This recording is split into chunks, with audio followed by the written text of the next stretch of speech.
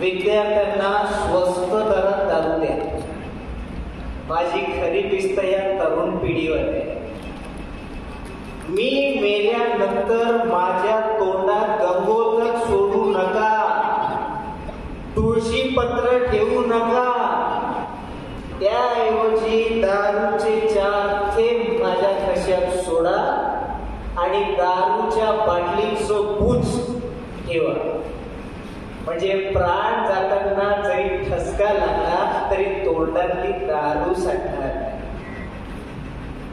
माझ्या श्राद्धाला एका सत्पात्र ब्राह्मणाला सडकून दारू पाजा, वर 1.25 बाटली दक्षिणा द्या. आणि आता तुम्ही सगळे माझ्या बरोबर प्यायला चला. Do my health.